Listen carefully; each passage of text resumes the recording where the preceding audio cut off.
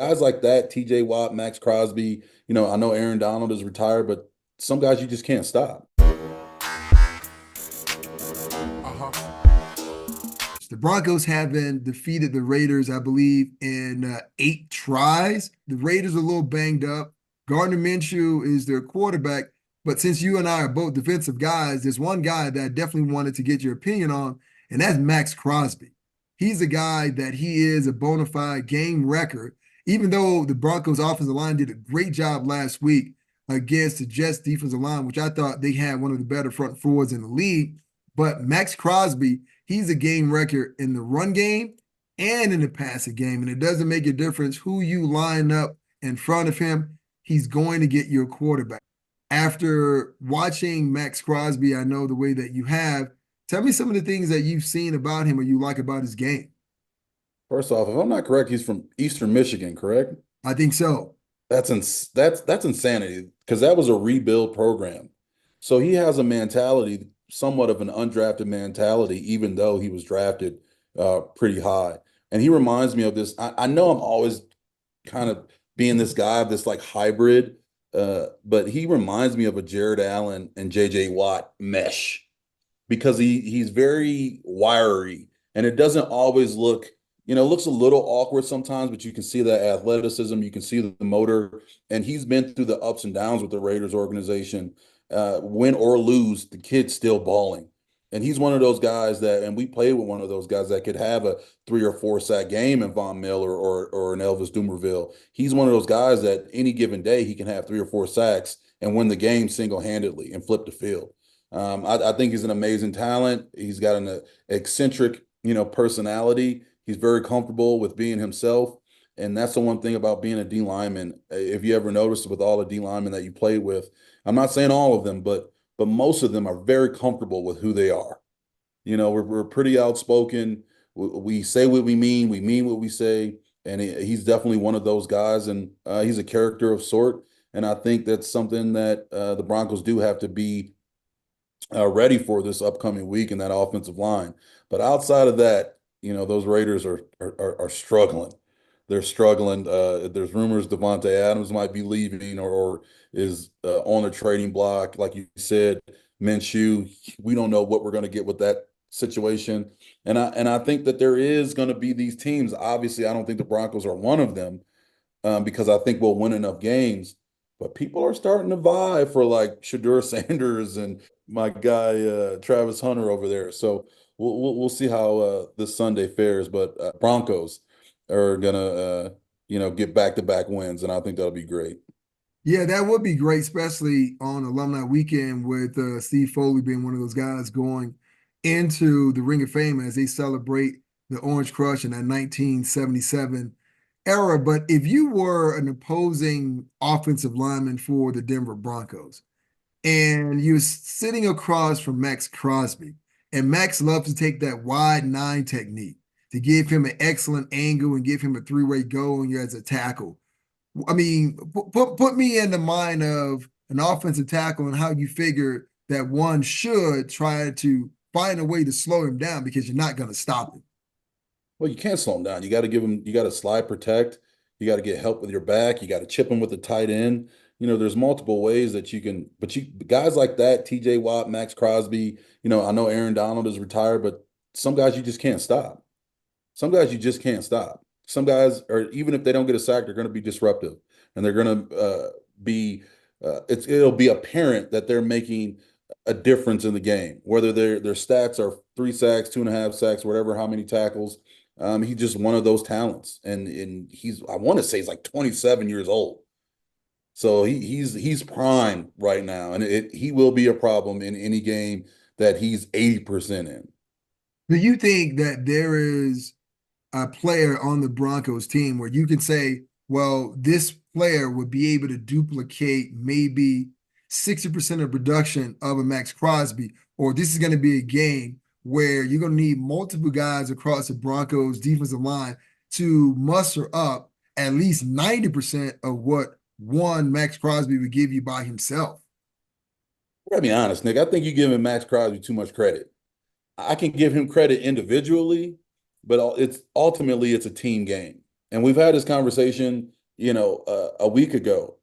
I think I've said this. We've actually both said this. The Denver Broncos defense, quietly, a very stingy defense across the board. They, they got a lot of no-namers or not household names. You got John Franklin Myers. You got Zach Allen. I mean, Zach, they're not like household names though. no, I get it. But that is what makes it kind of special. It's an extremely stingy defense. And let me ask you, what are you seeing in that back half or that third level in that secondary of the Denver Broncos right now? Well, the secondary is starting to come together, and the idea was that where was the playmaking going to come from on the defense with Justin Simmons being out because he made a lot of plays between both he and PS2. But Brandon Jones, over the past 2 games, he's been around the ball, picking up a fumble, returning one, getting an interception to set the Broncos up on the short field. So they're coming together in that back end nicely. And once again, this is not like the 2006 uh, Baltimore Ravens football team or the 2001 Ravens team. No, that's not what we're talking about. And this is not even a no-fly zone. But here's a bunch of guys, like you said, that are not household names that are learning to play with one another. And my mom used to say this when I was a kid. The right hand has to know what the left hand is doing in order for things to go accordingly. And that's what they're figuring out. They know as a group that, well, as individuals, they're not that great, right? As individuals, meaning a bunch of perennial Pro Bowlers. Like PS2 is the name that you're going to know out of the whole group, but they're realizing that we don't need that. If we play together collectively, we can change games. And that's what Vance has tried to get these guys to understand for the past 2 years. And they are gelling. They have some different positions, some guys in different spots, guys moved around. But when you play in a defense, you have to play in a very unselfish manner. Like they may tell you, Red, line up in the 3 technique. But what we're going to do, we're going to have you crash the A gap. You're going to get double teamed, but we're going to allow someone else, Ian Gold, DJ Williams, and Al Wilson, to scrape down in that B gap and get that sack. Are you okay with that? Or better yet, we don't care if you're okay with it. That's what we're going to do. That's team defense. Hey, at that time, I was just happy I made the team. They could have they could have told me to lay down and roll, and I would have did it at that time. But let me ask you this though, Nick. Like, is it better to have a good scheme? Because what you're saying basically, and it's the same thing that I see, that they're playing assignment football and they're giving maximum effort. Mm-hmm. And you can see it connect from Coach Vance to the sideline, and then as the play goes on. Is it better to have guys that can fit in a system, play assignment football, not make a lot of mistakes, but not have perennial Pro Bowlers, or have Pro Bowlers sprinkled throughout your unit, defense or offense? Well, best case scenario, I want Is all of that. Give me all Yeah, the above. give me what is Shannon Sharp? Both. I Yeah. want both. But But what you're saying, both is the Ravens, the Tampa Bay Buccaneers. These are not The Vikings right now. purple eater. Oh, did you not read like purple eaters, or right now?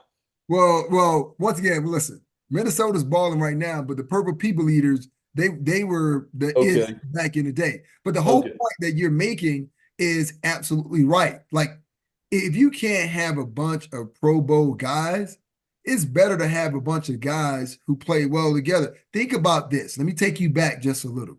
The defense that both you and I played on when we were here, we didn't have a lot of Pro Bowl guys. Obviously, you had guys like John Lynch and Champ Bailey, right? But we Mhm. still had DJ, Ian, and Al Wilson. We had Trevor Price. We had Mike Myers, Ebenezer Ekubon, Courtney Brown. A lot of those guys were first-round draft choices, but they were not perennial Pro Bowlers. But for a time period, we learned to play collectively. I think you I just give Al his credit real quick. I think you slighted Al a little bit. Well, Al was like a 97 or 98 on Madden for like 4 years in a row. I think listen, you're I'm slighting. not sliding him. I'm just saying. The league slighted him by not giving him as many Pro Bowls as he earned. Yeah.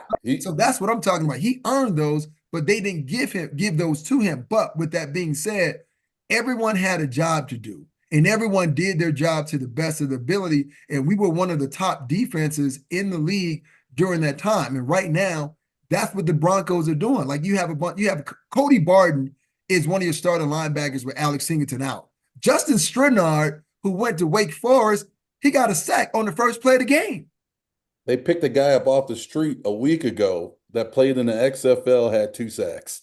I mean, listen, they are buying into the scheme, and Vance is doing a great job of setting them up, but they're playing great team football. And to your point, we can even go back to basketball. Like, would you want a team full of NBA All Stars or a bunch of guys? And for me, when we look at the European Basketball League, that's what they're telling us If both it, in the female game and the NBA game that, you know hey, what? We don't need all stars. We need people who are fundamentally sound who plays within the scheme.